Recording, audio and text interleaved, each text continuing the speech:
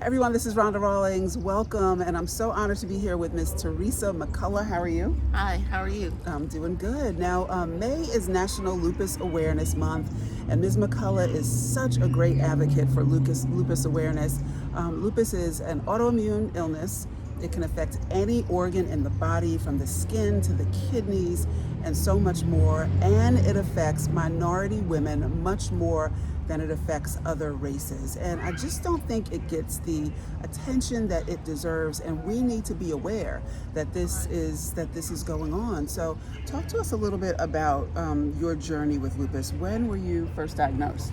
Well, I was diagnosed with lupus in the year of 2015. I had been going back and forth to the doctor for pain in my legs, and my speech started going. So there, my Dr. Lee from New Horizons sent me to the Cancer Institute, where Dr. Jorgensen, she was the first one to diagnose me, and that led the journey on to start seeing a rheumatologist and my treatments thereon.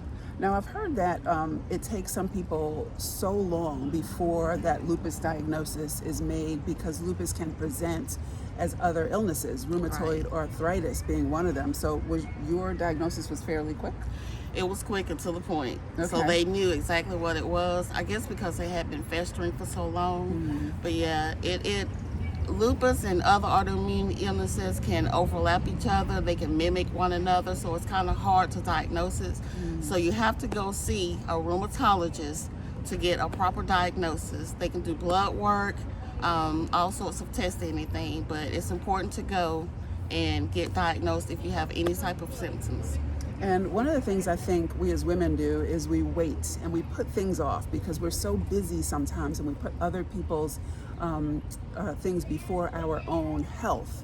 And so it's really, really important that we are proactive about our health. If you notice anything that seems off to you, please don't hesitate to talk to your doctor about it right away.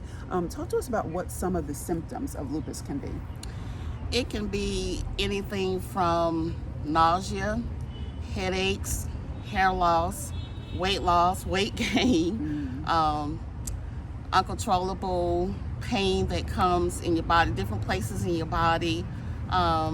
Fatigue is a big symptom of lupus, chronic fatigue. It's not always just you being tired. Right. So whenever that fatigue hit, that's one of the number one signs that we need to go get checked. Wow, I've often heard that there's a butterfly rash that can come like from your nose through your cheeks. It's shaped like a butterfly, and that's one of the symptoms as well, correct? Right. Everybody doesn't get that rash though, Right. but yeah, But I guess that's one of everybody the has different symptoms. symptoms. Not everyone will have the same symptoms. No. So you have been living with lupus since 2015. You could just really go on your own journey and find out what works best for you, but you have been such a strong advocate for lupus awareness. Why did you take that on? Thank you.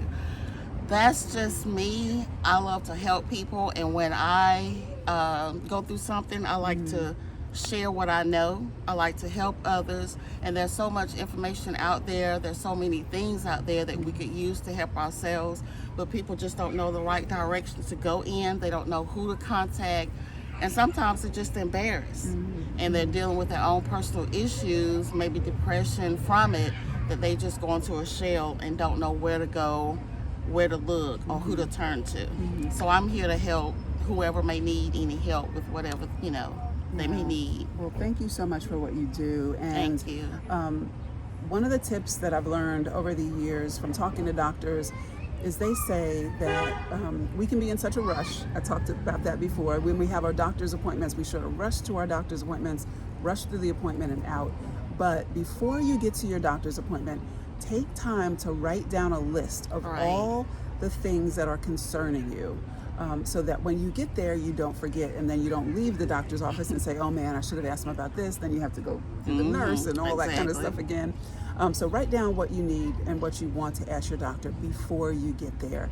And if you are experiencing any signs or symptoms of lupus, or just have any concerns, you can find out more information, of course, by calling your doctor, but you can also go to the website for the Lupus Foundation, I think it is, and that is www.lupus.org.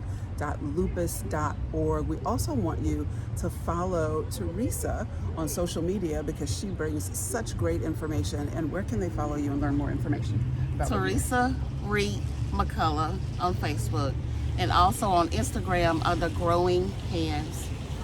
Thank you so much for joining me today. Thank you. Bye.